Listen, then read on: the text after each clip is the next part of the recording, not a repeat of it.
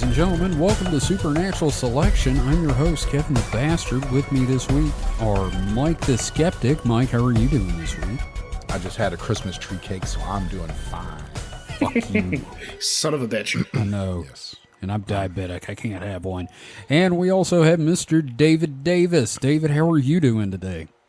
Well, I want to wish you both a happy Godzilla Day, first of all. Thank you.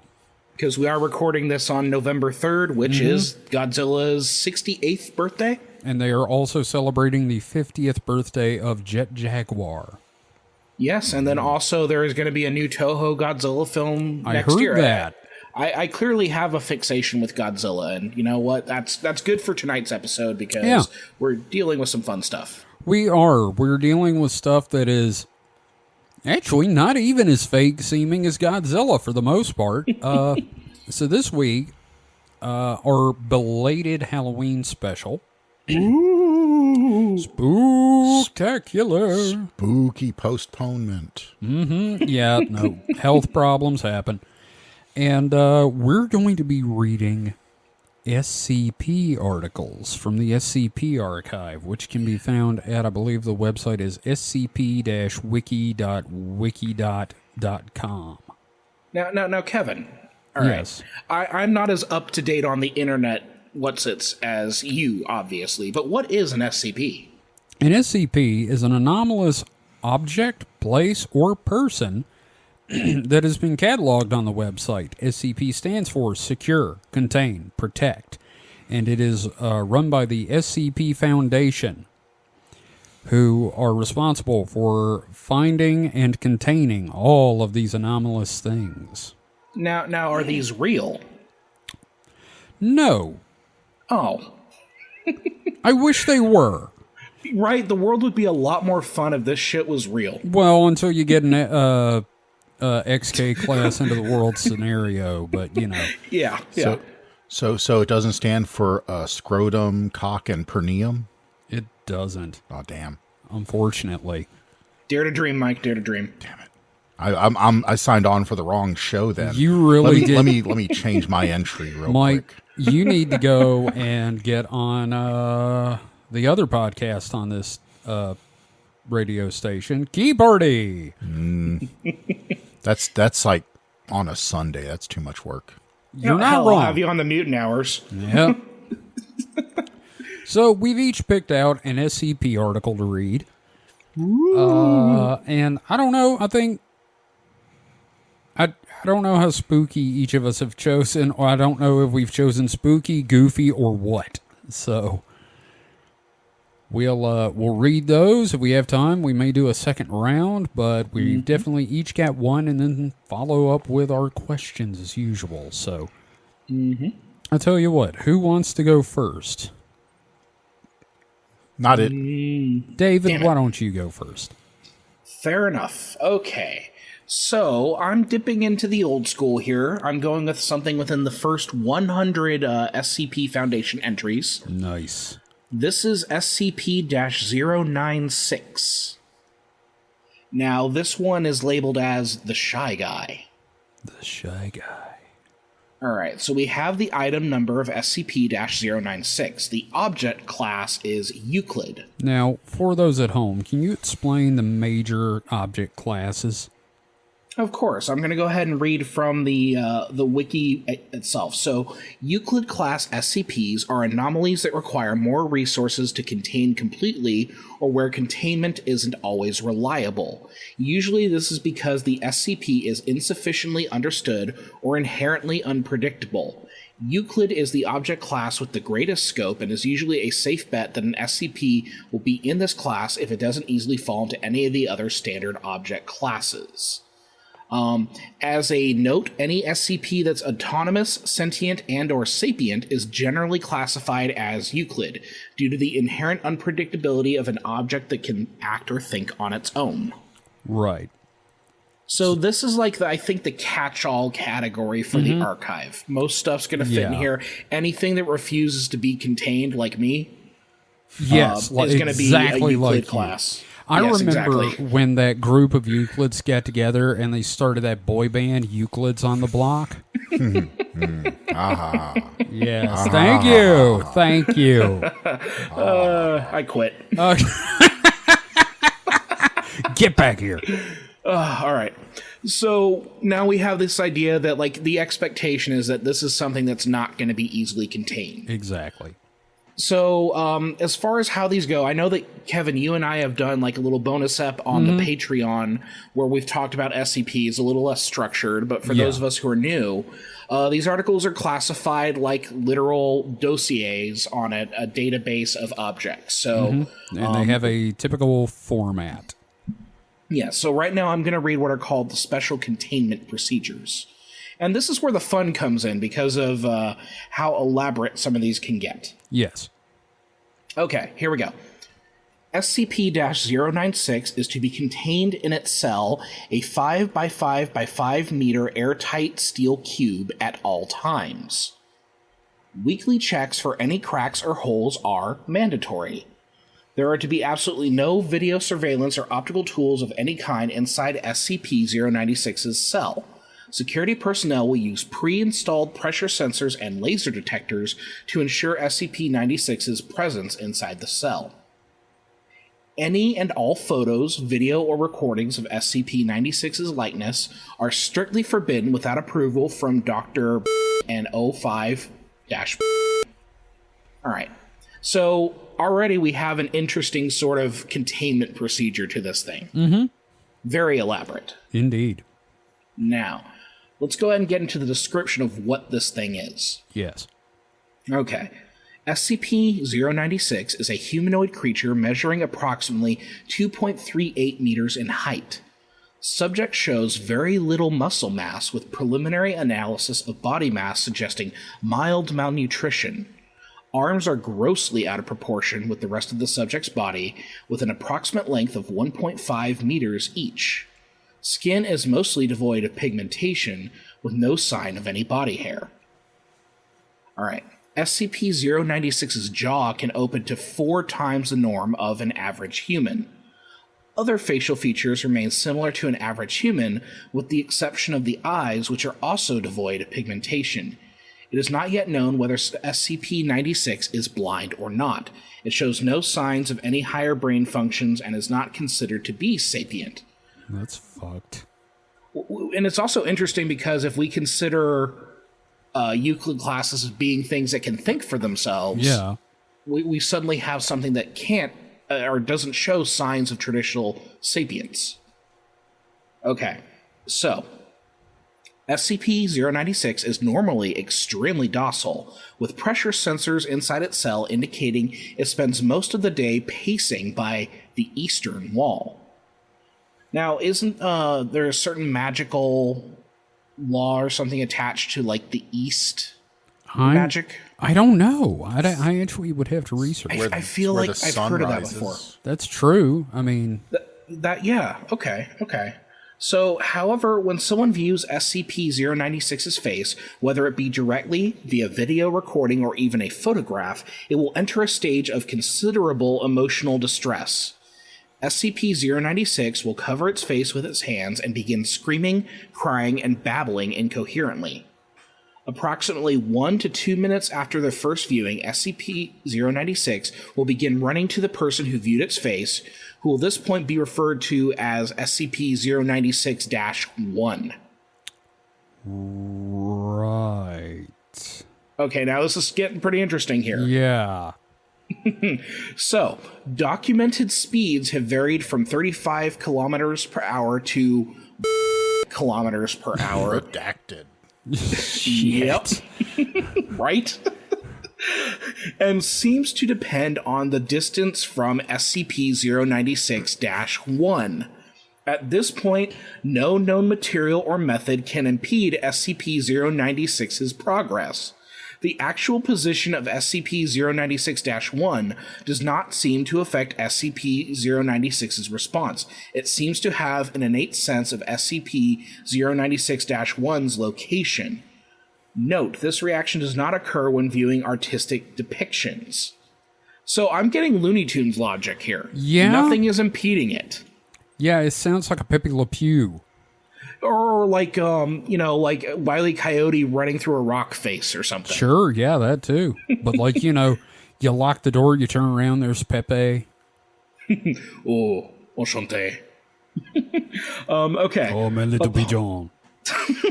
Upon arriving at SCP-096-1's location, SCP-096 will proceed to kill an SCP-096-1.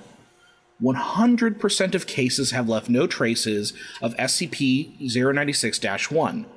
SCP-096 will then sit down for several minutes before regaining its composure and becoming docile once again. It will then attempt to make its way back to its natural habitat. God damn it. It eats them. It Definitely eat eats 'em. Yeah, it sounds like it eats them, yeah. Yeah. Because they said the thing about the jaw, so... Yeah. Due to the possibility of mass chain reaction, including breach of Foundation secrecy and large civilian loss of life, retrieval of subjects should be considered alpha priority. Dr. has also petitioned for immediate termination of SCP-96. Apparently the termination order has been approved and is to be carried out by the doctor on such a day. However, that apparently did not take. Because there is an incident involving the SCP. Now, we do have an audio log interview from one of these 96-1s.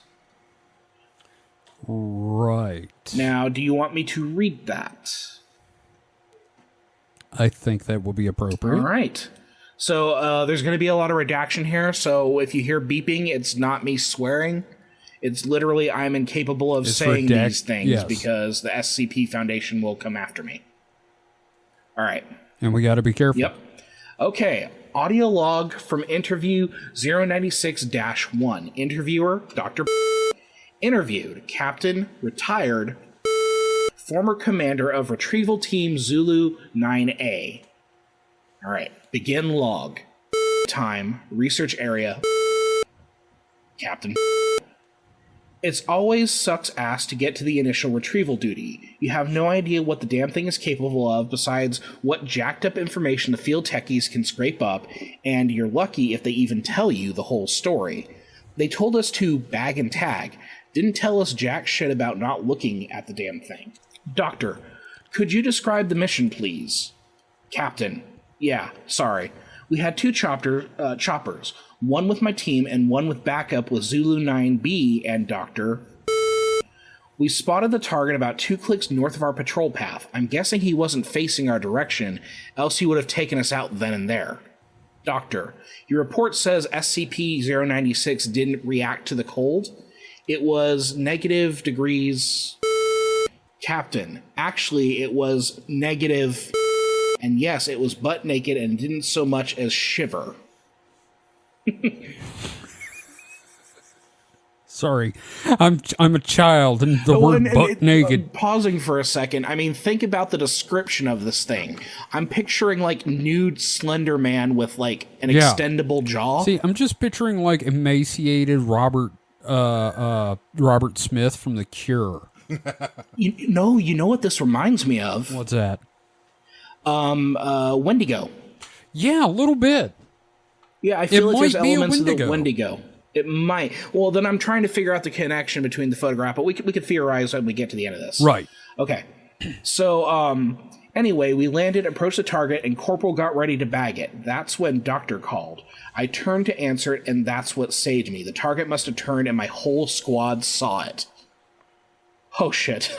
Doctor, so that's when SCP-96 entered in an agitated emotional state? Captain, yep. Interviewed, now pauses for a second before continuing. Sorry, got the willies for a second. Doctor, that's all right. Captain, yeah, well, I never saw its face. My squad did, and they paid for it up the ass. Doctor, could you please describe it a little more? Captain, yeah. It started screaming at us and crying. Not animal roaring, though. Sounded exactly like a person. Really fucking creepy. We started firing when it picked up Corporal and ripped off his leg. God, he was screaming for our help. Fucking A. Anyway, we were blowing chunks out of the target round after round. Didn't do jack shit. I almost lost it when it started him. Shit. Doctor, that's when you ordered the use of an AT-4 HEDT launcher? Captain, an anti-tank gun. Started carrying it ever since SCP- got loose. I've seen those tear through tanks like tissue paper. Did the same thing to the target. There was significant damage to SCP-96? Captain, it didn't even fucking flinch. It kept tearing apart my squad, but with half of its torso gone. Jesus. He draws a large half circle across his torso. Fucking hell. Right? But it was taking damage? Captain, if it wasn't showing it. It must have lost all its organs, all its blood, but it didn't acknowledge any of it. Its bone structure wasn't hurt at all, though. It just kept tearing my squad apart. Doctor, so no actual structural damage. How many rounds would you say were fired at SCP-96? Captain, at least 1,000. Shit. Our door gunner kept his GAU-19 on it for at least 20 seconds. 20 fucking seconds. That's 650 cal rounds pumped into the thing. Might as well be spitting at it. This is when Zulu 9B arrived? Captain, yeah, and my squad was gone. Zulu 9B managed to get the bag over its head, and it just sat down. We got into the chopper and got it here. I don't know how I never saw its face. Maybe God or Buddha or whoever thought I should live. The jackass. Fuck. Doctor, we have now obtained an artist depiction of SCP-096's face. Would you like to view it? Captain, you know, after hearing that thing screams and the screams of my men, I don't think I want to put a face to what I heard. No, just no. All right, I believe we're done here. Thank you, Captain. The doctor, he closes the log saying, let this be on record that I am formally requesting SCP-096 be terminated as soon as possible. Jeez, you know what? I think it's a ravenous bug bladder beast of trawl. Yeah, so, like, that's one of the things I love about these SCPs is that, like, because it's decentralized storytelling, yeah, you know, anyone can take one of these, like, redacted bits and just expand on it. Oh, yeah, no, it's great. And they do. There is so much more on the site besides this. But I don't know. I'm kind of with you on the Wendigo thing. Yeah, I'm just trying to figure out how to tie the whole shyness element. So there's even a whole nother document I've followed. It's basically talking about them trying to terminate it? No, a attempt to, like, document its appearance involving a tattoo artist convict in a bathysphere. What the fuck? Off the coast of New Zealand. Oh my god. Oh, that's amazing.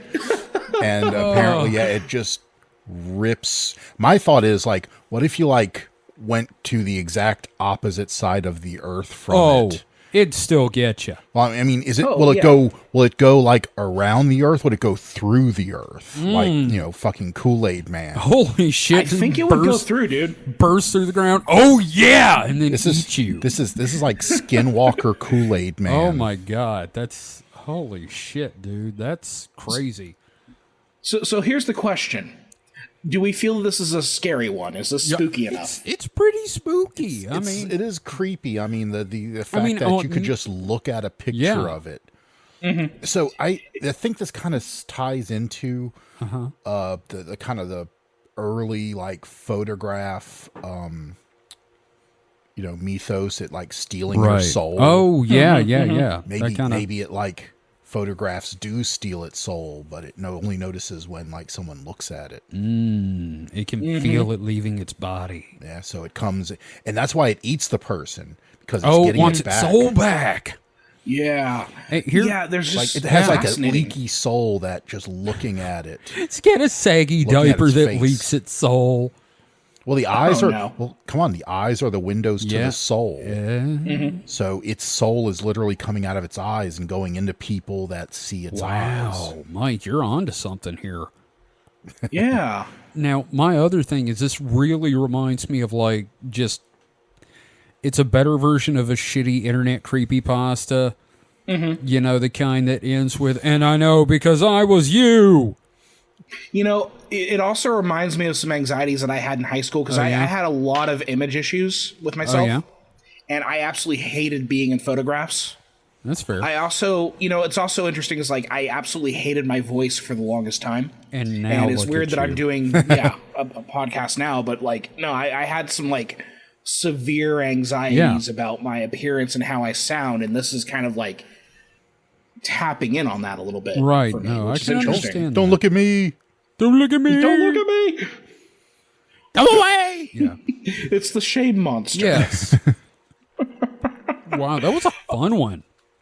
Yeah, I think it sets a nice little spooky tone. It's like also very, very silly, but that's the thing with a lot of these. Yeah, I mean, there is a certain level of silliness to some of these. Like mine. You guys want me to go ahead and do mine? On the silliness thing, I would say that if I think it wouldn't hit the same way if it tried to take itself too seriously. Yeah. Well, also, I love the fact that, like, in the logs, it's usually not that creepy. It's scientists and, military-type people going, Jesus Christ, what the fuck? Yeah, it's very blue-collar, and that's one of the things I love about the approach to all of this, is that these guys are just kind of like, this is a fucked-up job, and we're going to do it. It's very second half of Ghostbusters. Yeah, it's kind of like, if the BPRD was real. Yeah. Yeah. From, Mike, that's from Hellboy. Yeah. Yeah. The Bureau of Paranormal Research and Defense. Thank you. Yes. I do a lot of Hellboy references. I apologize for that. No, it's fine. It's fine. I love me some Hellboy. Hell yeah. Hellboy. Hellboy. Oh, God, that's terrible. All right. So I have got SCP-1296. Ooh. So exactly 1,200 later than yours. Interesting. All right, so item number SCP-1296, object class anomalous phenomenon, containment class active, hazard rating green, standard containment policies, contact information on file with Secure Archive 11, special containment procedures, Schedule C experimentation plan, remote testing area 3. Specimens acquired through use of SCP-1296 to be stored in RTA-3 biological storage unit and disposed of after recovery and study according to biological specimen clearance protocols outlined in document CDP Bio EN1. Accounts of Yeah, I know. It's so fun. I know. Just love the bureaucracy of this. Accounts of contact with SCP-1296 outside of Foundation jurisdiction are to be investigated and addressed as they occur. Now this sounds very serious, Kevin. I know. This sounds like some hardcore shit. Description. SCP-1296 is a Volga M24 model automobile belonging to a service identifying itself as Dial-A-Llama. The vehicle itself displays minor physical alteration. Baggage cars have been installed on the roof, the rear seats have been removed, and the vehicle is incorrectly labeled as manufactured by the Toyota Company. The Dial-A-Llama Company's contact information and slogans are painted on the sides of the vehicle. Upon calling the provided telephone number, callers will be put in contact with a sales representative from Dial-A-Llama, henceforth referred to as SCP-1296-A. Attempts to find the location of SCP-1296-A or to acquire any additional information from it have failed. SCP-1296 will manifest within 2 hours of placing the order at the caller's location, regardless of any changes in location made during the time between the call and the delivery. No, okay. This reminds me of the delivery service on Earthbound. Yes. Yes, it the is mock pizza. Escargot. It is escargot delivery, except llamas. No maximum range to SCP-1296's manifestations has been found, but it will require adequate space for the vehicle to manifest. Attempts to track SCP-1296 have failed. GPS devices attached to the vehicle have ceased function after SCP-1296 has left view and has consistently evaded pursuit. SCP-1296 will always manifest with one driver of varying appearance and 2 to 8 llamas in addition to whatever specimen was ordered. The cost of the order will vary without apparent pattern. Now, I'm just picturing my SCP hitching a ride with this thing and just how powerful that would be. So it said 2 to 8 llamas in addition. Yes. So what if I ordered 20 damn llamas? I don't know. That's like 22 to 28 well, llamas. You have to pay, so you got to factor that in. Well, yeah, but it's a practical clown car of llamas. It is. All right. So interview log 01. The following log was made during testing on 9/7/2012. SCP-1296-A. Welcome to Dial-A-Llama. How may I help you? Dr. Yes, I was wondering if you could give me some additional information about your company. What would you even need to know? You need a llama? Dial-A-Llama gets you a llama. Anytime, any place. It's our name. Yeah, I know that, but you call us, you order a llama, you get a llama. Not that hard. Where do you get these llamas? Look, man, do you want a llama or not? This isn't the 20 questions hotline. This is the 2 questions hotline. Question 1, do you want a llama? Question 2, what kind of llama do you want? If the answer to the first one is no, then why are you calling? Let me speak to your manager. Nope, sunk that ship. We don't put up with harassment around here. Good day to you, sir. Okay, I'll buy a llama. Just one llama. Nothing special. Alrighty then. That will be $45. Cash or credit? Cash. The llama mobile will be there in 2 hours or less. Have a wonderful day, jackass. Interview log 2. The following log was made upon delivery on 9/7/2012. The driver of SCP-1296 has been designated SCP-1296-B. Hey, you the guy who ordered the llama? Yes, that's me. 45, please. Pays SCP-1296-B. If it's at all possible, could I ask you a few questions about your... Not this again. You don't give up, do you? You order llamas, we get you llamas. From the top of Mount Everest to the bottom of the Marianas Trench. If you need a llama, we will get you that llama. Now stop being nosy. Yours is a gray one in the back. All right. I just love the idea of these guys. Now we have test logs. A short list of test logs, which is always fun. Mm-hmm. Ordered 3 llamas. Time for delivery 3 minutes. Cost $33. Result. That's pretty damn cheap. I know. Right? And fast. Result. 2 female and 1 male llama. No anomalies were detected in the specimens. That's a really good deal. If you're out for llamas, you cannot beat $33 for two girls and a boy. And in 3 minutes. In 3 fucking minutes. Wow. I know. Ordered 1 pregnant female llama with a brown spot on the side. Time for delivery 17 minutes. Cost $50. Result. 1 llama matching the description ordered. No anomalies were detected in the specimen. Ordered 1 alpaca. Time for delivery 1 hour 43 minutes. Cost $17. Result. 1 male llama. Specimen had the hide of an alpaca glued to it. Closer inspection revealed that the hide had been freshly skinned. Now that's customer service. No shit. Like, they ordered the alpaca. We ain't got no alpaca. Well, they had an alpaca. Why didn't they just send the fucking alpaca? Because it's Dial-A-Llama. Mm-hmm. Dial-A-Llama and friends. Yeah. It's just like the Krusty Krab pizza, you know. The Krusty Krab doesn't normally serve pizza. That is them standing on their integrity. Yes. That is like, we have alpacas right here, but we're not going to send a fucking alpaca because it's Dial-A-Llama. So here's a llama with a fucking freshly llama. skinned alpaca skin on it. Fuck you, buddy. Yeah. All right. Ordered 1 llama with 1 L. Time for delivery 1 hour 27 minutes. Cost $200.02. Results. A Buddhist monk. Subject had no recollection of events preceding delivery. Subject was administered anesthetics and released without incident. Ordered 1 robotic llama.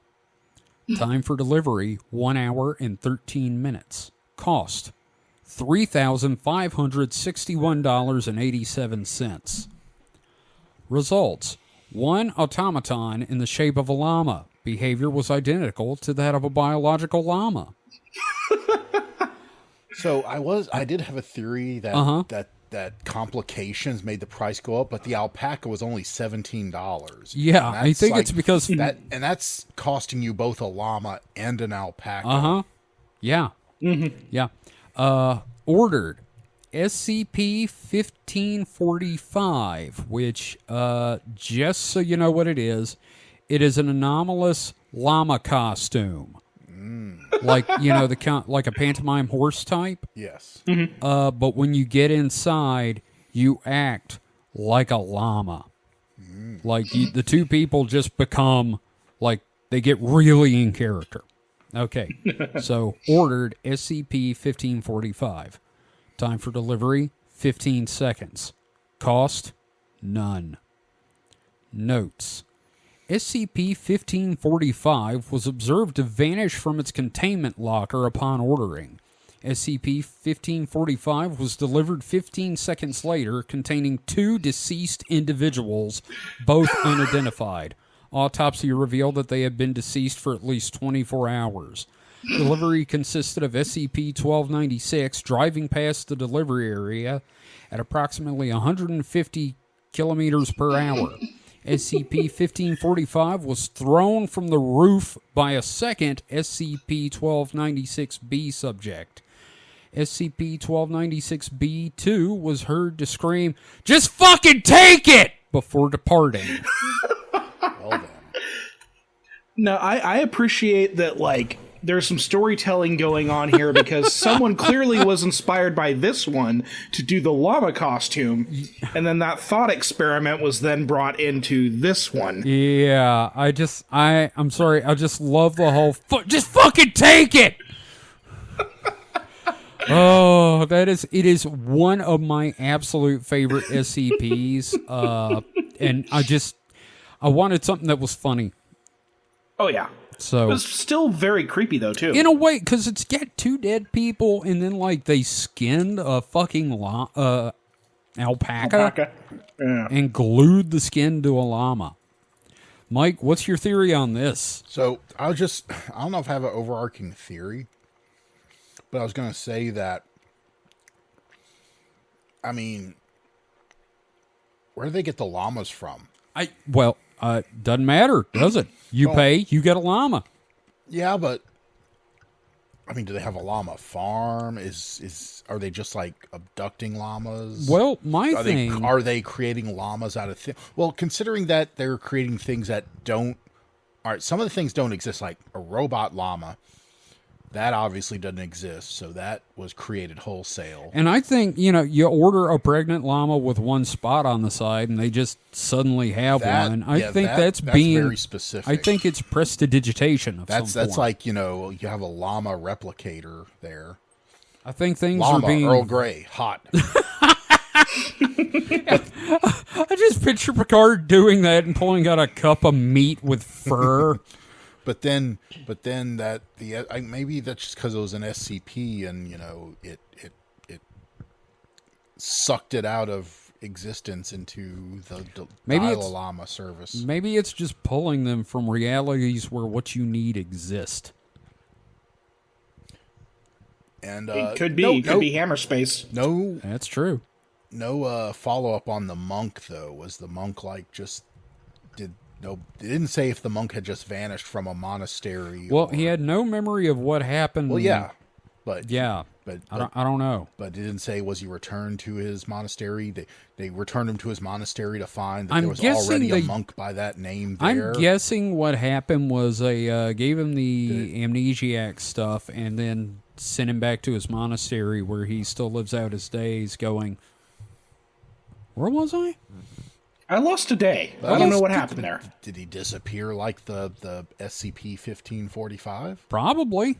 Or did, some guys in a car dodgy-looking Toyota come up, throw a burlap sack over his head, and, drive off?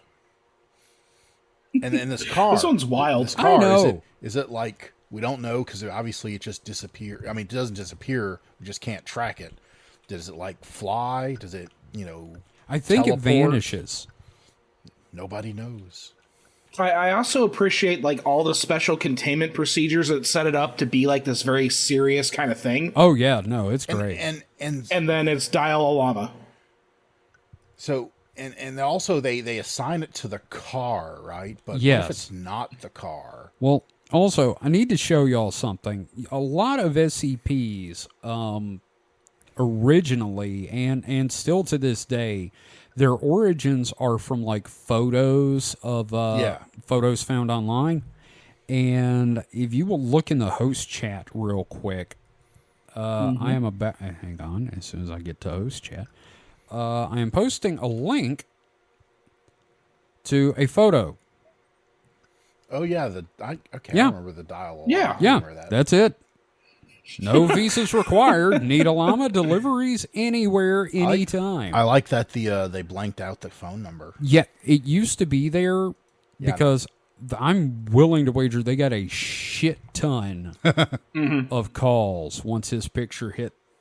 I don't know. I love this SCP. And yes, it even says Toyota on it. Yes, poorly written. It says Toyota. Mm-hmm.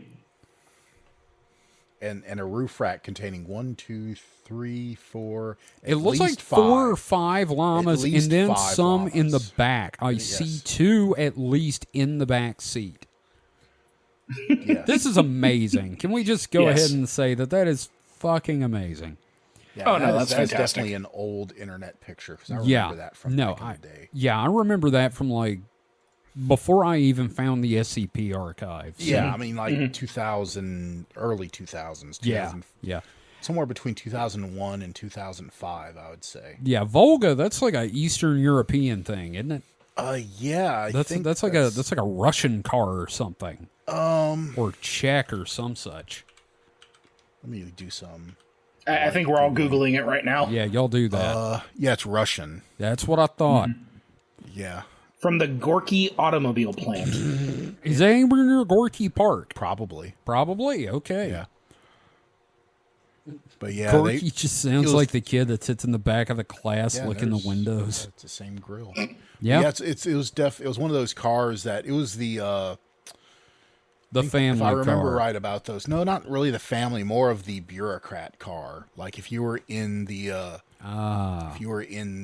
party, you could get one of these cars. If you were a regular person, you'd get more of something like a Black stand. I'm trying to remember the name of it. There were a couple of other more pedestrian Russian cars. This was kind of more, mid class. You weren't super important, but you didn't have a driver. But the Russian equivalent of I don't know, Cadillac, Mercedes, Cadillac. You had a nice car, but you weren't rich enough to have someone drive you around. Yeah, or not rich. Obviously, it was Russia, but you aren't important enough to have a driver. Rich in potatoes. Yes. You did not have the proper status to own Volga. All right, so Mike, you've got something for us, right? Yeah, so there's luckily a random button, so I hit random. Yes. And picked the second one that didn't seem like it was too long, which that makes so much sense for you. It's actually kind of short compared to y'all's, but because I thought I was looking for 2, and now it's just 1, and 1 is none. Okay. Yeah. So this one, from what I understand, it's a very late stage SCP, later in its life. Oh yeah. It's number 7979. That would put it in the 7 series then. So because they have the series in the Roman numerals. So it's not even its containment class is pending. Oh. So it's apparently too new for you to view. Well, if we want to get into the meta aspect of this a little bit, it's also like the community deciding if it fits into the foundation. That's why you have a rating system above each article as well. So this one, they're still trying to figure out how they want to approach it in the overall archive. Yeah, its rating is only 26. Which I've seen. The Dalai Lama, for instance, was that Dalai Lama? No, this was the one David read, was 3,460 rating. It's a classic. Dalai Lama was 527. No, that's not Dalai Lama. I went the wrong way. Dalai Lama was 480. 480. Mm-hmm. So, anyway, it also has like a different kind of header UI. It looks more like that's the newest thing with these guys is they've got this new graphical thing. Yeah, which the ones y'all had were so old and busted it didn't have the fancy stuff. Oh damn, son. So let's see. Do these mean anything? They actually. Oh, that I clicked on it does something. Oh, so it leads to a memo about it. Okay. Mm-hmm. Well, anyway, we won't get into that because they aren't obvious immediately what they are. So right. But anyway, special containment procedure SCP-7979 is contained in an anomalous. Yes, an anomalous item locker. At least 5 meters away from all wall sockets. All right. Description. SCP-7979 is a road sign with the phrase "no outlet" printed on it. You know, like the ones that are usually posted around funeral homes instead of saying "dead end." Good point. Yes. Yeah, the first time I ever noticed a "no outlet" sign as a kid was cemetery. There was a funeral home. And one of the roads next to the funeral home had signs that said "no outlet." I was like, "Dad, why does that say no outlet?" He's like, "Oh, that's because it's a dead end, but it's next to a funeral home, so they can't say that." That is completely new to me. I've never heard of that before. Yeah, no, it makes perfect I sense. think nowadays in modern times it all switched to no outlet, but you know, previous times it used to be dead ends. There's still a few dead ends floating around here, but sure, but I'm sure if they replace those signs, there'd be a no outlet sign. Outlet. So, description. Okay, is a road sign with the phrase "no outlet" printed on it. An S and an emoticon depicting an angry face have been graffitied on SCP-7979 in permanent marker. In fact, there's a picture right there. I see that of the "no outlets" angry face. I think this is another one of those. So much angry. It seems more sassy. Yeah. It is a sassy little bitch. It's got the V eyebrows, the eyebrows. It's a sassy bitch. I think this is another one of those. Someone saw a picture and came up with a story about it. Mm-hmm. Mm-hmm. When SCP-7979 is brought within close proximity to a wall socket, the socket's openings will seal themselves. This also severs plugged-in cords, rendering them non-functional. God damn it. It's like a pickup artist walking into a bar and hitting on the women. You just hear everything just kind of dry up and shrivel up. Just oh God, it's terrible. Addendum 7979.1. Junior researcher Thomas Leoprine. Which is funny. You think that would have been redacted. Yeah. They usually redact names, it seems like. Discovered the words "no road signs" written onto the wall plate of a socket just outside of 7979's area of effect. Security footage indicates that the message manifested over the course of 4 hours overnight. It has since been designated SCP-7979-1. Addendum 7979-2. A test was performed in which the two objects were brought together as SCP-7979 came within range of 7979-1. Leoprine began to feel a force similar to magnetic repulsion pushing against himself and the sign, and was thus prevented from any further forward movement. Even when aided by 2 security guards, the 3 were unable to push 7979 into the chamber. Further progress was made when 7979 was placed in the arms of a bulldozer, which I didn't know bulldozers had arms. Well, you have to have an arm for the little plate thing in front. I guess. Yeah. Scooper Okay, or whatever that it makes is. sense. As the 2 anomalies approached each other, a series of anomalous effects occurred. It is currently unclear what these effects are, as once the objects came within range of each other, the security cameras in the area malfunctioned, along with the driver of the bulldozer passing out from an, quote, intense pressure in his skull. What the fuck? A minor increase in electricity usage was noted during the post-event analysis. After the event, both objects were rediscovered, sustaining minor damage. The emoticon on 7979 changed, distorting into a pair of crossed-out eyes and an agape mouth, while the right socket of 7979-1 has become rusted and warped. Both SCP-7979 and 7979-1 no longer produce anomalous effects. Reclassification to neutralized pending. Motherfucker killed each other. When an unstoppable force meets an unmovable object. Look, and I'm sitting here going, that's agape, isn't it? It's... I like this one. I think it's still very much in a draft phase. Yeah. I think there, number one, there should be more redactions in here. Oh, yeah. No, there are no redactions in this one. Yeah. And then also, I think it just needs a little more weirdness to it. Oh, sure. I think that cop out of, a series of anomalous effects occur, but is unclear what these effects are. I think that's kind of a cop out. I think it would benefit from, a little more addition to it. Yeah. And in Addendum 7979.2, I heard that as the announcer from the first series of Look Around You. A test was performed in which 2 objects were brought together. I just, it just reminded me of Look Around You. Look around you. That one's a fun one, though. Yeah. I think it needs more. I do too, but I think it's a good example of what's going on currently with the Foundation. It also kind of needs a little backstory, like how'd they find it? And yeah, they did not go into that at all.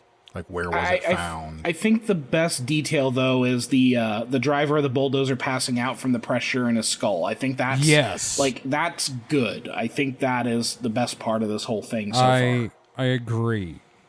Yeah. What if you took the no outlet sign to a outlet mall? Ooh, the whole place stops existing. See, there's stuff like that could have been in the test logs. So that's a fun one. I mean, it's a good beginning for this one. Yeah, I'd be curious to see how this one changes over time. But, that's one of the things I love about this is that it's a very active thing, and people are contributing to it and remixing and everything like that. I love community projects like that, especially when they're so organic. This is something that just a bunch of anonymous assholes just kind of put together, and it's become this thing. It's actually nicer saying anonymous assholes, because I was just going to say fucking nerds. But yes, completely agree. I think it's great community-wise that they're doing this. It's awesome. Mm-hmm. So it's a nice little departure for us as well. Yeah, it is. It's very fun. So I went and looked at all of the 7 series. I'm guessing you can just pick a number, whatever number you want. It's not going in order. Yeah. Because there's already a 7999, but there's a lot of access denied, which seems to be just placeholders. Right. Well, I mean, the very first SCP was 146 or something? Yeah. So a lot of this is 173, my bad. Yeah. Yeah, a lot of this is stuff that's when you get to the first 100 or so, those are pretty much the canon ones, I think. And also... maybe into the 2 series as well. Yeah. And I'd also like to recommend if you're... something I did, so I was a little more familiar. I've never really read SCPs that much, but I watched a video. There's this video channel or YouTube channel I watch called Down the Rabbit Hole. Right. And one of his early videos was a history of the SCP. Mm-hmm. Talking about kind of a lot of the drama they had in the... I wouldn't say early days, kind of the mid days after. Right. Once it took off and people started like... Because there was a whole flap about one of the images that inspired an SCP, and it's that statue, that famous art installation. Yeah, they didn't talk about that much. They had to actually take that down because the artist was finally like, I don't want you using this anymore. Yeah. Well, and then if we're recommending like YouTube videos, there is a YouTube content creator called Nightmind. Have either of you gentlemen heard of Nightmind? Nope. You've told me about him. Yeah, so Nightmind does these like videos, and he'll occasionally, like I would say, like every couple months or so, he does this sort of themed thing, like where we're gonna hack into the SC or the Foundation archives, and we're gonna cover these SCPs. Oh, the security protocols are activating, that sort of thing. It's just very fun. So that's one of the things I appreciate about this is that like anyone could do stuff with this as well. Yes. Which all this is under Creative Commons, and we do want to go ahead and credit some authors, I think, real quick. Mm-hmm. Yeah, and then we'll have this in the notes for the show as well, but I'm going to pull up my SCP and get the author's name. If there is an author's name. Yeah. That's the other thing, is some of these do not have the author's names. Son of a bitch. Yeah, I'm having a hard time loading anything right now. So I'll go ahead with mine because it's at the bottom that has the cite this page as. It says SCP-7979 by Costa 4 from the SCP Wiki. I guess the source you'll put in the notes. Yeah, that will be in the show notes on the site and in our little flotchy. Okay, I've got mine. Okay, go ahead. SCP-096, a.k.a. The Shy Guy, is by Dr. Dan. Dr. Dan. Dr. Dan. I'm just going to read mine wholesale. SCP-1296 by Joric. DJORIC. From the SCP Wiki. Source, URL, licensed under CC BY SA. Yeah, that's all of them. Yes. Yeah. So we'll have all that information in the show notes, of course. And so obviously Dial Llama is the favorite. I guess so. Yeah. Because that was just fun. Yeah. I'm going to give myself a little credit for coming up with something a little spooky for this supposedly Halloween show that we had planned. Yeah.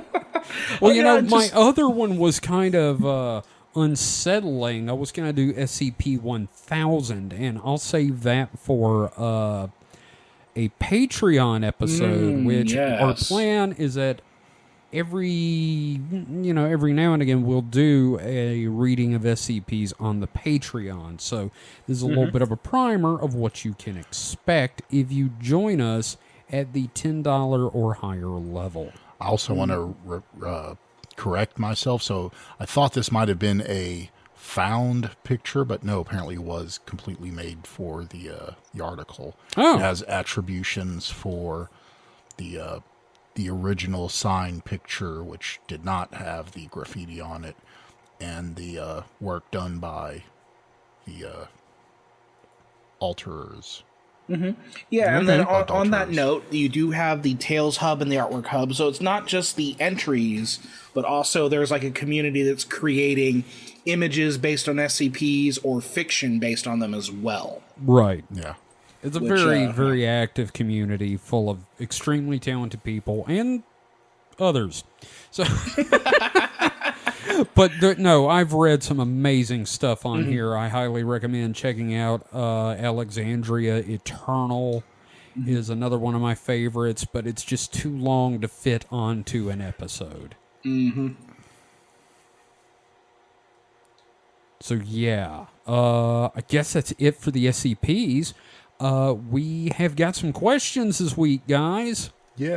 And Awesome. I think some of these questions might actually inspire some discussion, as usual. So, let's start. Our good friend Man in Black, Eric R. Queen. Question for the next show, since it will be out on Halloween. Sorry about that. Oopsie. Yeah, sorry. My bad. Oh my! That one was on me. So, what are you guys' go-to candies for Halloween, and which ones do you hate? Well, I'm just gonna say my go-to, flat out. You give me a Reese's, I'm a happy boy. Yep, Kevin loves Reese's Pieces. And peanut butter cups. Well, I'm just saying, I was messing with you. Oh, you mostly love the peanut butter cups. Any of the Reese's, but Kevin's a peanut butter whore. I am. He would do bad, evil things for anything peanut butter. I would join the reptilian conspiracy. I get it, man. I get it. I fucking love Reese's. Yeah, man. As far as the ones I hate,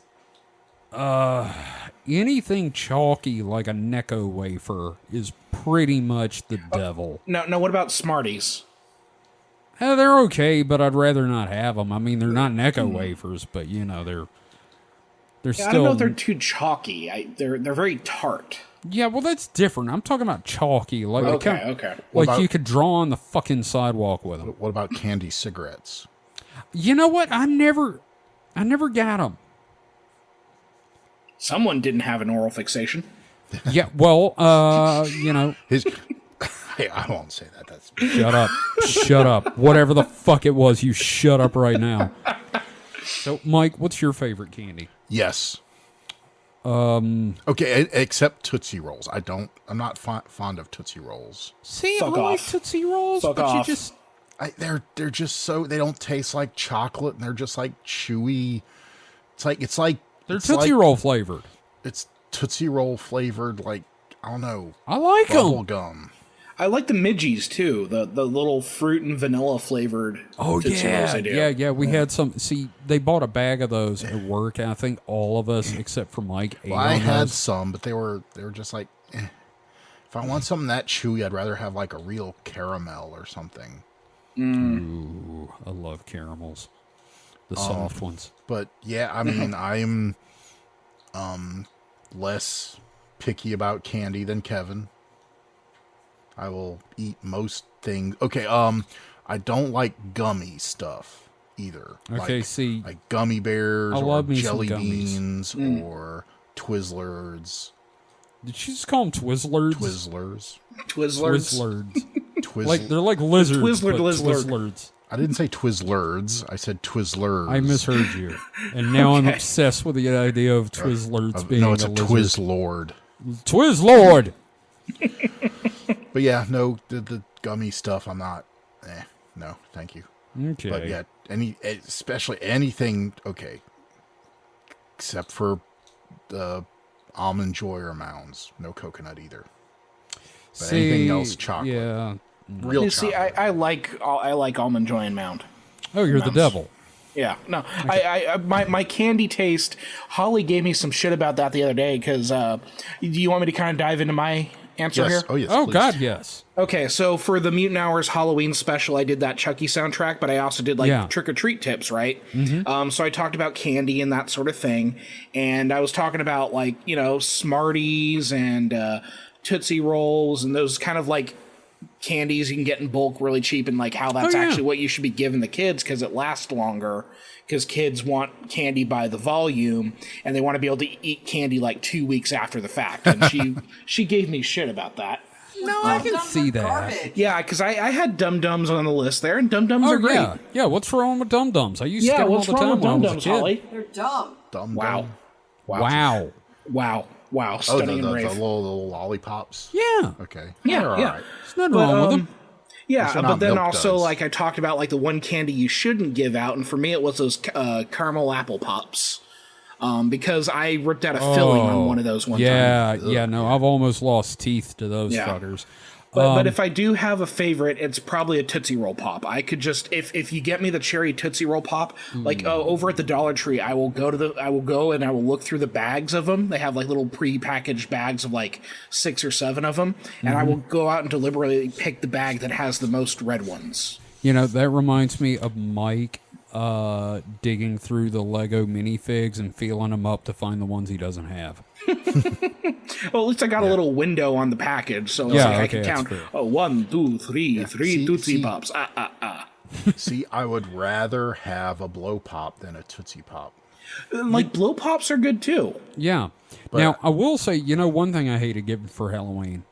Fucking pennies. Oh God! You see UNICEF anywhere on my fucking costume, bitch? What's the worst treat you? Is a penny the worst treat you ever got? Not penny, like a little baggie full of pennies. Oh no, I never got that. I got like a penny. What? Okay, no, I never got that. Every year there'd be a couple of dumb shits that would just drop Kevin, a penny in. Those people were geriatric. They're probably 90 years old. And collecting for UNICEF. No, they remember when a penny could buy you like something. Look, up until, God, I don't know when they stopped doing it. You remember you could go in the bank and there'd be like a penny gum machine? No. What?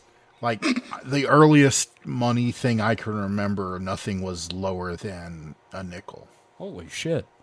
Mm-hmm. You're only like a year younger than me. What the fuck? Yeah, I don't know, but maybe the bank you went to was like stuck in the 30s. No, it was up until forget it. I'm just saying, I don't remember anything, or they just had a penny machine and they didn't feel like switching it out. I don't know. But Another treat that I told people not to give kids is those popcorn balls. Yeah. I only ever got a couple of those, and I was like, oh good. Just give me fucking kettle corn. Yeah. Like, give me kettle corn. Like, it's kettle corn with extra steps in geometry, and I don't need that in my life. What about apples? I'm not talking about candy. I just mean like a straight up apple. I would get that every now and again, like an apple or a satsuma or an orange or something. Like I could fuck with those. I think those are delicious. I love fresh fruit. Okay. So I don't know. Well, the worst thing I ever got was a little travel size toothpaste. What? Yes, who the fuck did that? Who hurt you, David? Probably a fucking dentist. Probably a fucking dentist. I think I do remember like getting something from a dentist that would be like either like a little floss or a little toothbrush. Can I just say, even the dentists I trick-or-treated at weren't that big of an asshole?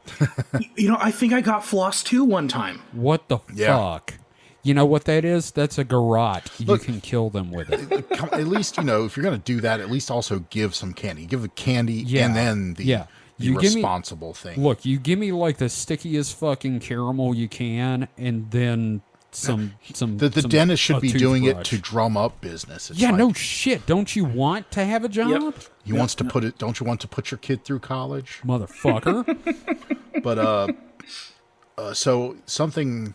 A meme that's been going around. I've seen it before, but the potato meme has really taken off this year. I've seen lots of people saying they did the potato experiment, where they put a potato in the trick or treat candy, and give the kids a choice, and the kids will majority choose the potato. So are they Irish? No. God damn it! But I do have a question for you. As a kid, if you were a kid, think back when you were a kid and you went trick or treating. And someone held out a big old bowl, and there's Reese's cups and Twix and Snickers, and there's a potato right there in the middle. What would you do? Well, I would be grabbing around that potato. Yeah, I would probably grab the potato just for the novelty of it, because I probably have a bunch of candy already. What the kids are doing. And so that's apparently what one kid does, and then he or she tells their friends, and then they become a fucking cult. Yeah, no, that's how everybody's are all yelling about, I got the potato! Coming up to get the potato. You're the cool woman that gives out the potatoes, right? Yeah, no, it's insane. It reminds me of, because I follow a couple teaching subreddits, right?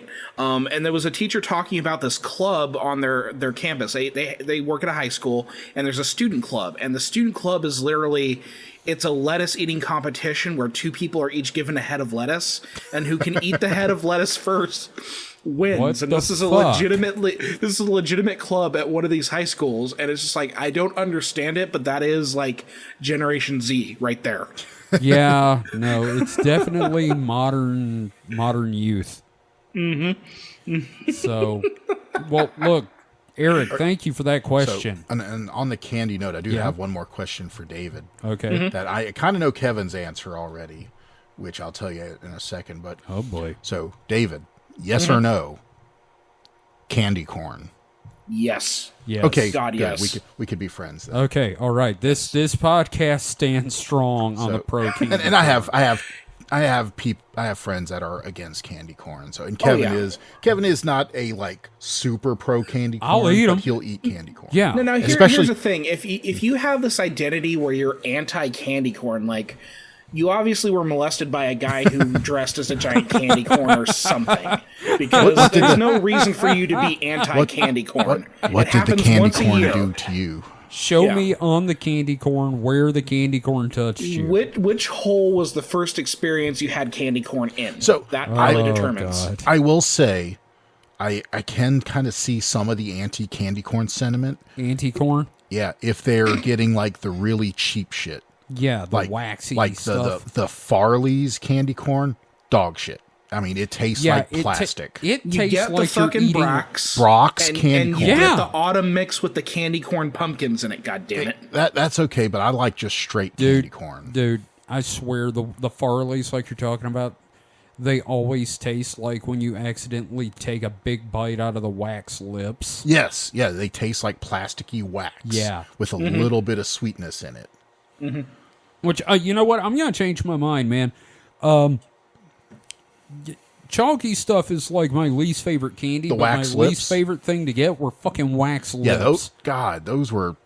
Oh, and they always kind of smelled like cherry-ish, so I always and then get you like... stick them in your mouth, it's like, ooh, candle. Maybe they like taste like something, and no, they don't. No, they taste like a Yankee candle, and they smell like a Yankee candle. Now you guys remember the nickel nips, right? The little wax bottles with the... Oh, yes. Oh, I love those. Why don't they make like a jumbo size where you can get like a good solid drink? Oh, like a 2-liter? Like a 2-liter of it?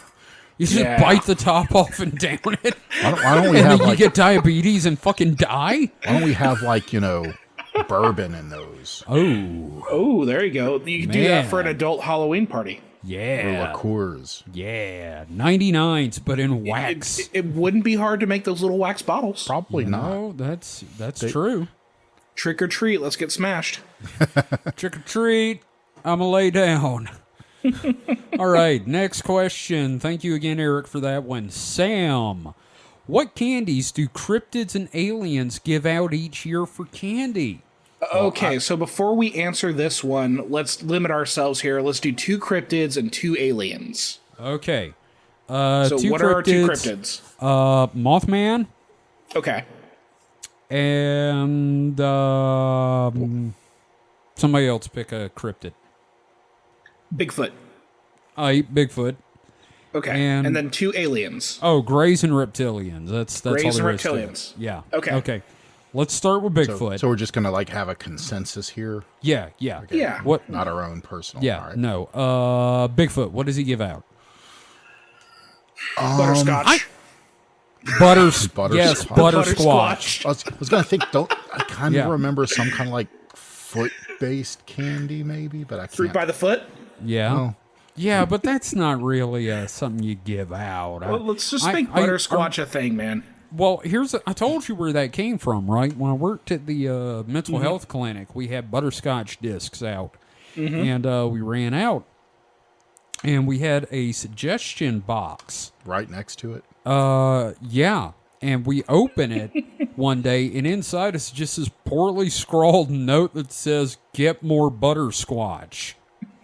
I was like, what kind of fucking cryptid is that? Well, I also think that like Bigfoot would be kind of like an old soul. Yeah, like, no, definitely. Probably got like a bunch of boxes of butterscotches that came off a truck.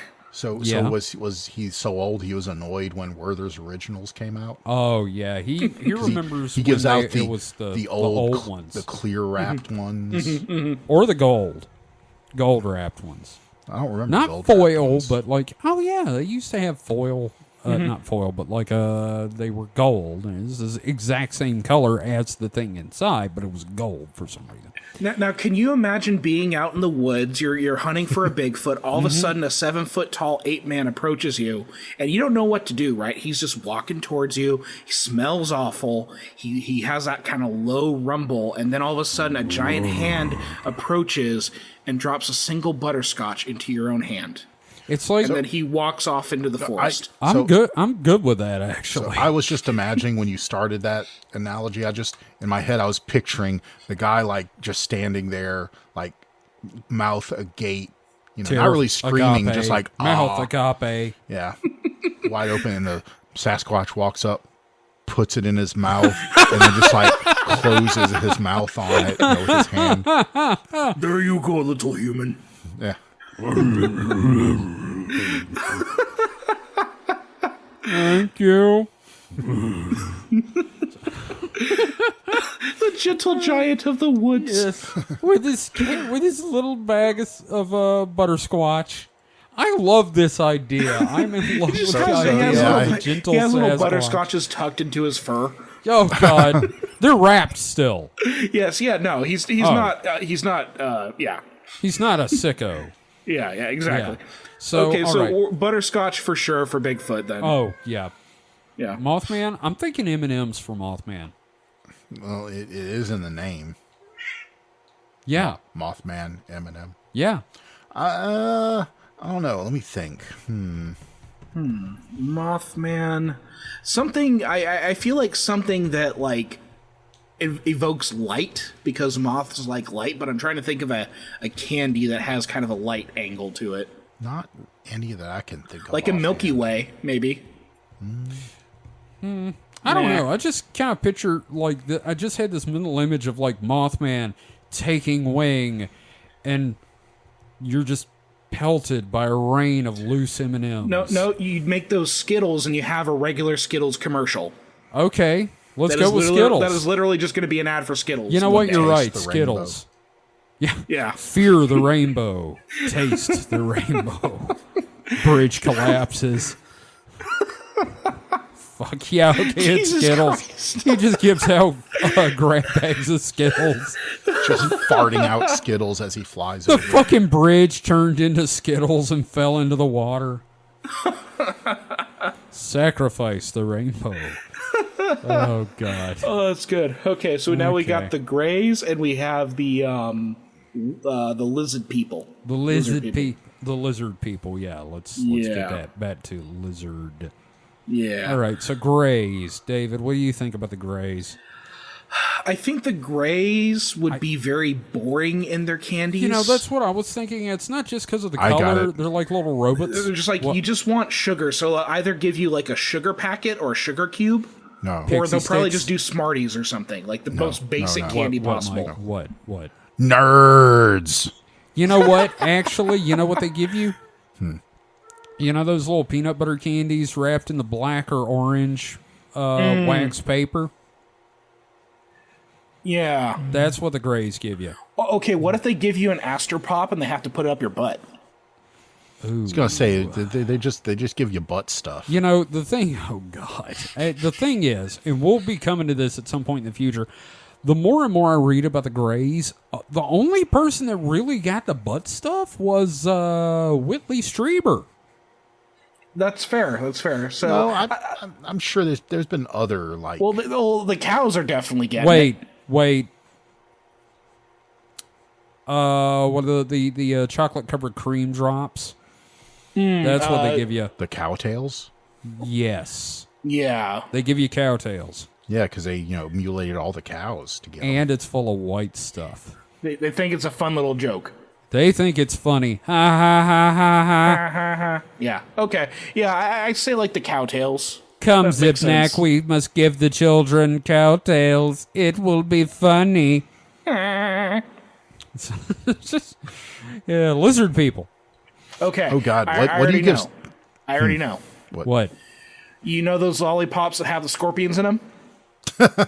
Yeah, Yeah, they give out the premium like They give you those and the ones with the worms. Or they give you those like mealworms that are crunchy and dusted with like barbecue seasoning, like a little package of those things. Yes, this would be perfect for the children. That would be one hell of a house to trick or treat. I would fucking love that because I love those mealworms, dude. You know what I actually thought they give out? Just fucking bacon. So y'all are saying that, but I have a real answer. Okay. Oh. The real answer. What? They would give you either pennies or dental floss or any of the other really shitty stuff you got, because those were lizard people. Oh, that's fair. That's right. Fair. All the shitty candy you got as a kid, that was lizard people. My dream lizard person would give me those Mexican candies with the scorpions in them. I really thought... somebody gave me Mexican jumping beans one year. And then I found out there's moth larvae in there. Yeah. And I was like, oh no. Oh no. I saw someone did like a X-ray video of jumping beans jumping, and that was pretty interesting. Huh. Because they just kind of like... It turns out there's little people in there? Yep. Yeah. Tiny little men. And they do it just to get back in the shade. Cause, really? Yeah, because in the sun they could get too hot. Oh, okay. Well, thank you for the question, Sam. That was a fun one. Ghost Forge has a question, of course. Okay. Are there any urban legends you've heard that you would be utterly terrified to hear have become a tulpa or an egregore? Which are basically taken on life. I mean, there's very few things that I've heard like that I wouldn't be horrified to come true. I think I have one. What's yours, David? Okay, you ever seen those pictures where people make their own dolls, like their own like life size? Clearly, these are sex dolls, but like for example, like Lola Bunny. Yeah, yeah. Oh, you're talking about the one that the dude made, and it's like an actual human skeleton inside. Yeah, imagine that thing being able to walk around because it's been imbued with sinister sexual energy. Jesus Christ, man! Right, that's fucking horrifying. Had a sinister urge. Oh, thank you for the Ed Wood reference. Jeez. Mike, have you got one specific? I mean, where to begin? I mean, like, just if I found out, like, Slender Man had become real, it's like, fuck, that's just terrible. Yeah. He's going to take you to the Slender Mansion. Oh, God, then you're going to become a proxy and just get railed. I mean, they're just...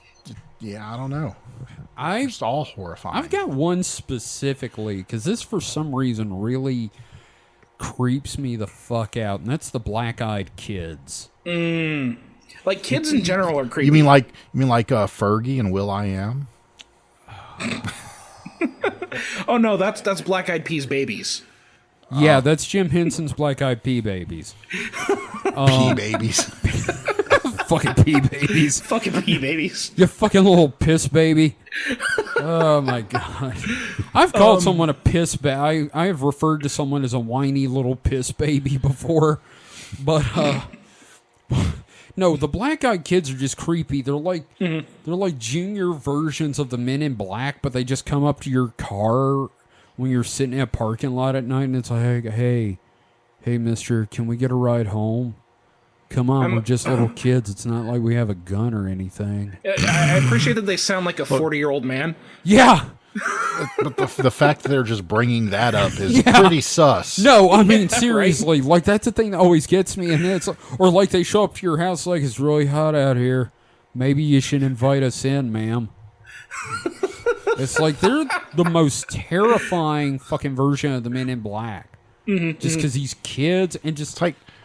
It sounds like some Children of the Corn shit. Yeah, no, just pale, almost gray-skinned children, jet black eyes, wearing, black or gray hoodies, going up, hey, mister, can you give us a ride? We missed our movie. We need to go home. I don't have a gun. That's what gets me. That's how I open most conversations with people. Hey, how you doing? I don't have a gun, by the way. I should do that at work. Somebody walks up to the counter. Hey, how you doing? I don't have a gun. Yeah, I'd lose my job real quick. Well, they're just, channeling their inner Kurt Cobain. Cobain. Yeah, I love making coffee with Cobains. Mexican jumping Cobain. Yes. Oh, God. All right, well, that was, there's a long list, like the Bunny Man. Mm-hmm. Or Siren Head. Like, Siren Head would be creepy. Christ, like a 40-story tall monster with a siren for a head. So here's a alternate question. Yeah. That's harder to answer. Okay. What one would you be okay with being real? See? It's harder. It's there are very few things that people come up with that are like, all right, this would be fine. There's no like ice cream bunny. I mean, here comes the ice cream bunny. Okay. Wait, you go first, Mike. I don't have anything. That's I don't have one either. I'm positing the question here. Oh God, there isn't one. Yeah. We've never come up with a good thing as a species. Well, yes, we have. Santa Claus? Cassandra Peterson came up with Elvira. Now, if Elvira became a real entity, I think nobody would have an issue with that. And just kept existing. Separate from Cassandra Peterson, Elvira is just out there in the world, being sassy, making like vaudeville jokes, and shaking just them titties. helping boys become men. I was gonna say, you need to stop right there. This, no. Getting me hot and bothered here. Oh, okay. Yeah, sorry. I'm okay. Yeah, Elvira is the only urban legend character. Ninja Turtles. The Ninja Turtles. Well, okay, so I didn't realize where, fiction was. No, that doesn't count. I was thinking that... But Elvira does. Well, yeah, I want that to count. That's different. You don't want 4 teenage turtle brothers saving the world? I want you to imagine the reality of actually running into that. Oh, no, it'd be terrifying. No, you'd scream. You would never stop screaming. Even beyond that, just some, I guess they're not technically super powered other than they have the powers of a turtle. Actually, if there's one I'd be okay with, Spring-Heeled Jack. I don't know why. Actually, that's terrible. I was going to say, wasn't he rapey? Sexual assault. Okay, fair. I forgot about that. It's late. I'm tired. I forgot. Well, did the Jersey Devil do bad things? Just scream. Yeah. Jersey Devil. I'd be okay with the Jersey Devil. I don't know. That's a good question. We'll have to let the readers chime in. Like, what are the listeners? Good cryptid? Yeah, I'm sorry, the listeners. Yeah. What are the good cryptids out there? Like, are there any that are like doing good? Because I can't think of any off the top of my head. Well, not even doing good, just benign. Benign, not causing harm. Like, I mean, Nessie. Oh, Nessie. Yeah, Nessie hurt nobody. Nessie, I'd be fine. Bigfoot. Yeah. Bigfoot, Nessie. If the Greys were a little more like respectful of consent, maybe. Oh, that's not happening. Maybe the Nordics. Yeah, the Nordics are technically the good guys. What'd you say? Did you say the tall whites? Yeah, no. Are the tall whites and the Nordics the same? No, they're not, are they? No. The tall whites are like horrifying. They turn into that's right. They turn into like range horses and like. That's right. Shit. Yeah, they're just weird. I don't want the Nordics those. Though. Yeah, the Nordics are okay because typically that tracks. When they abduct you and do sexual stuff, it's way hotter. And of course, Bigfoot. Bigfoot, yeah. We said Bigfoot, yeah. Well, and when he abducts you and does sexual stuff. Well, that's... You thank him. I'm okay. Thank you, sir. Yeah. Because he's a gentleman. Yes. Or he even gives you a butterscotch. Or gentlewoman in the... He gives you a butterscotch and pats you on the head and leaves you... It's like the... Never mind. I was going to say something I'm not going to say. I was going to say it's like the weirdest version of Bang Bus. but also, could be gentlewoman in the case of the Big Yeti Naturals. Yeah, that's true. Cannot forget the Big Yeti Naturals. So, next question from Darth Plato. Oh, wow, lots of questions. Yeah, no, we got a lot. That's why we only needed to do the three things each. One each. Yeah, one each. So Darth Plato asks, and this is a complicated one a little bit. What 2 cryptids would you want to see mate?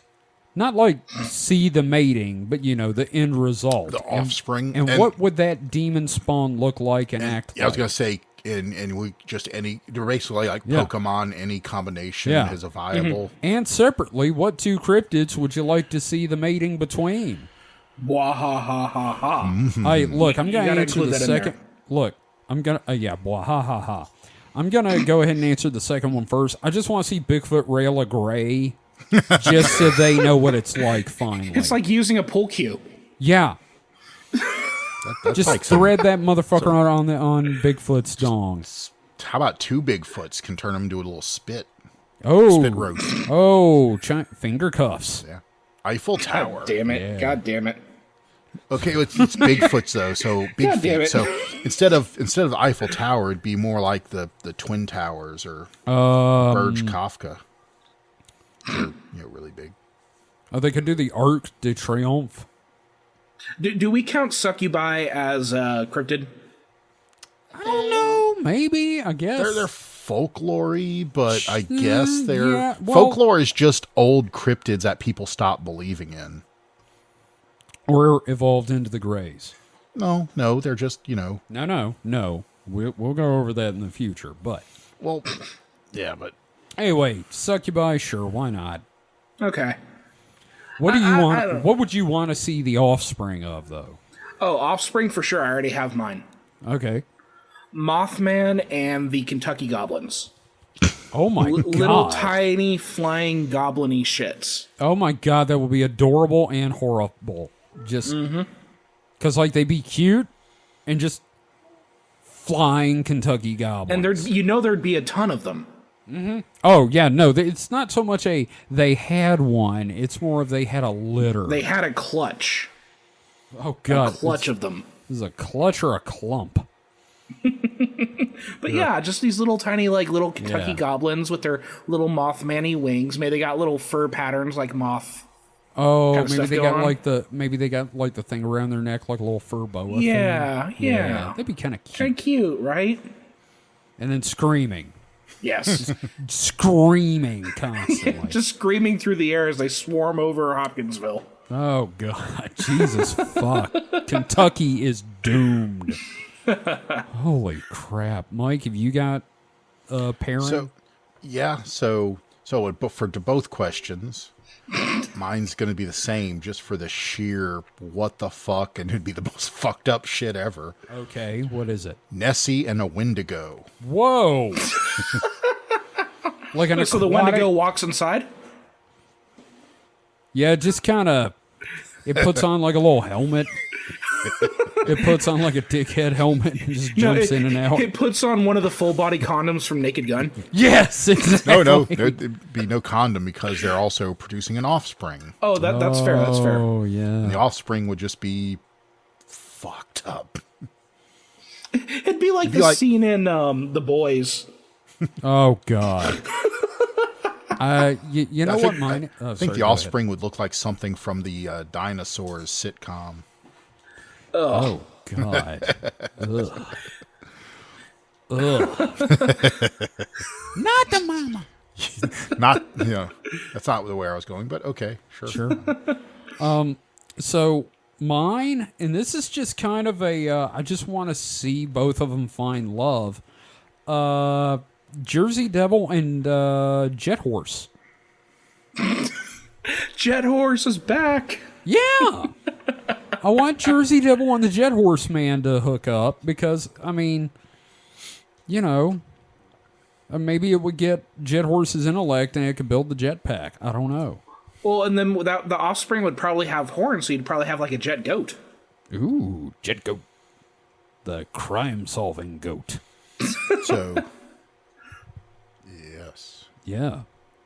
So, one last question. This one. Shit! Wait a minute. A jet goat? Wouldn't that be an escape goat? Oh god damn it! Ugh. This is from Sam. This is kind of a tough one. Which cryptid do you think hates Halloween the most? You don't see a lot of kids dressing up as Greys. I imagine it would be whichever cryptid most people dress up as, because people dressed up in your skin is probably not super flattering. Or rough approximation of your skin. Yeah. I was going to say the lizard people because, they have to give out all that dental floss and Necco wafers. Well, you also get the masks of the politicians pennies at the Halloween store. So, every politician you dress up as, if you're wearing a Hillary Clinton or a Donald Trump mask, you're dressed as a lizard person. So. God damn it, they're dressed like me again. Yeah, no, that would suck. I kind of feel like the Greys hate it most, though, just because there's so many people out. It's kind of hard to abduct somebody out of a group.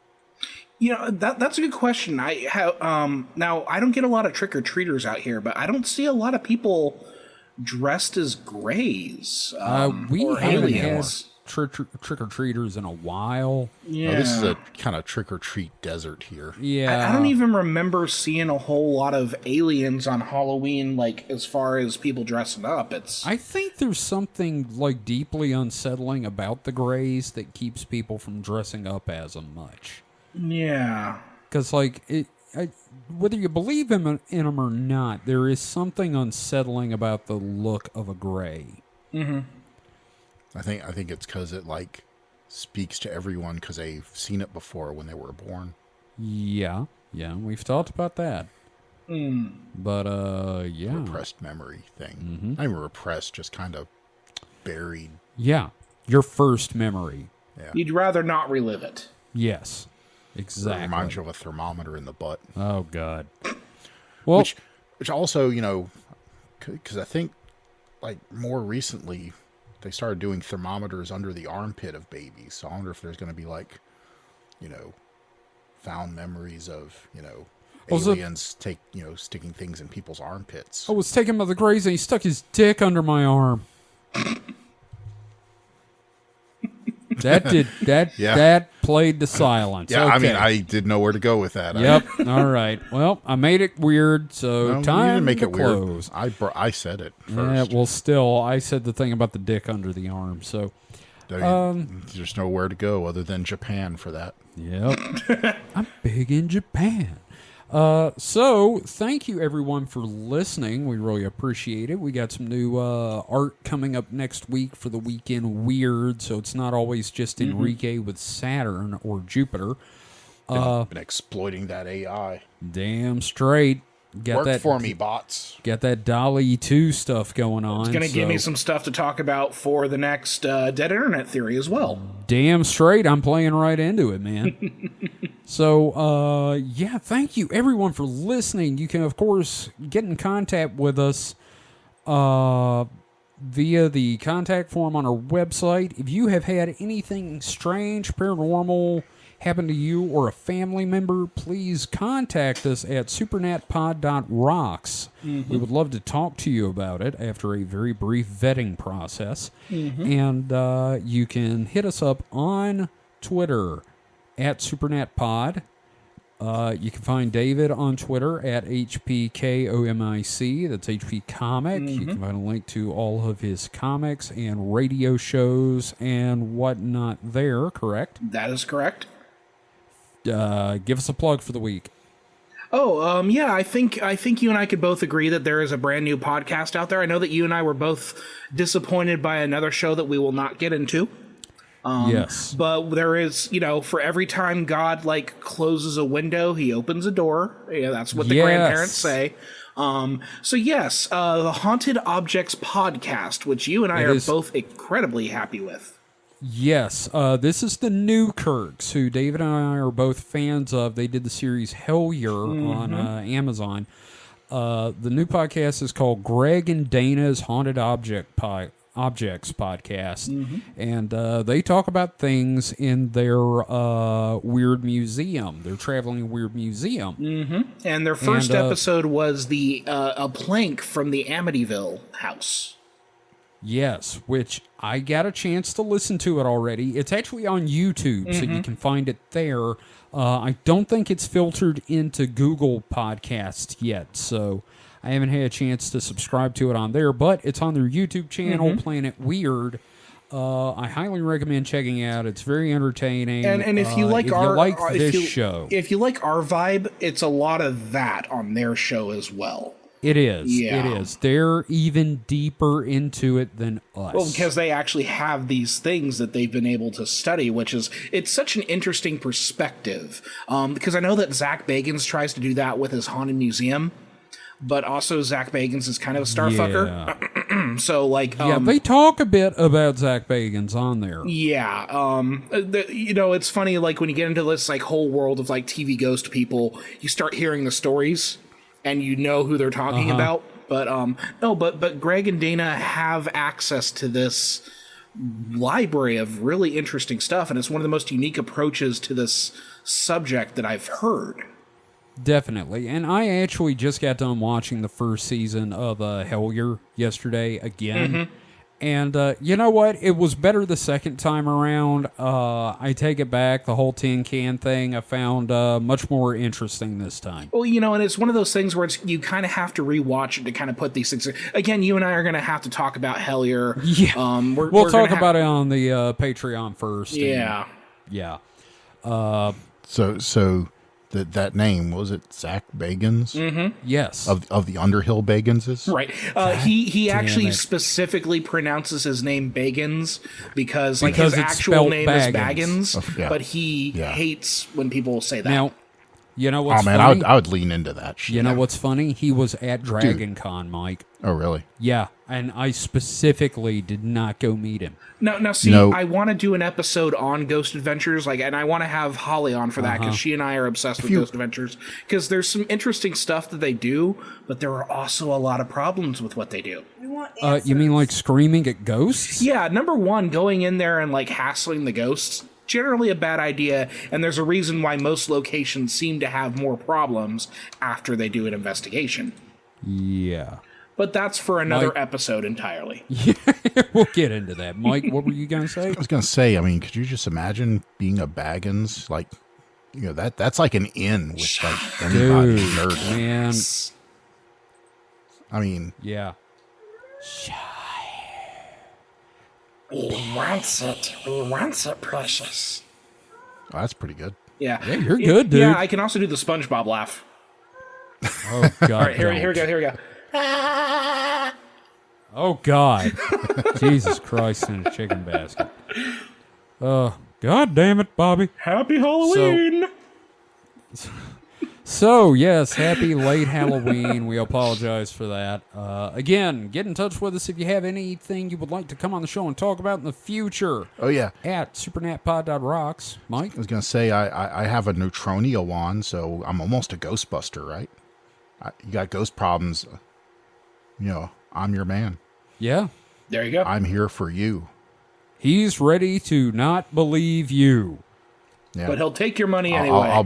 I'll bust them ghosts. Yep. Just walk around, eat food out of their fridge, come outside. All right, it's gone. It turns out it was haunting your baloney. That really haunts my baloney. Well, I'll tell you what, that chaps my that assless is my chaps. All right, so we'll be back next week. Thank you for listening. Until next time, everyone stay safe and stay frosty.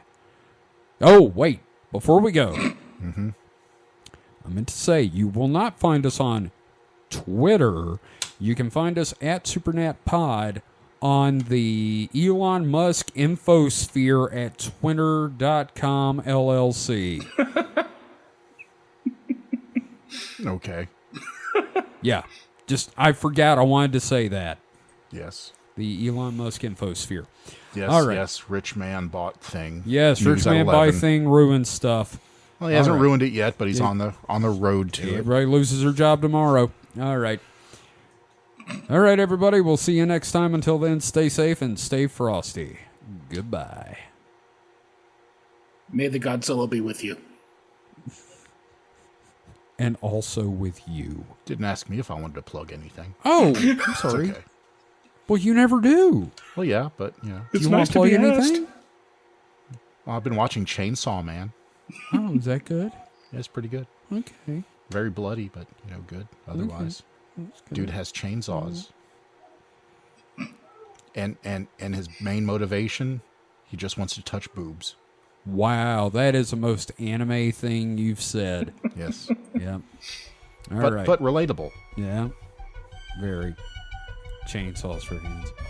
That makes it hard to touch boobs when you have chainsaws for hands. It really does. Nobody's going to realize. That's all it does.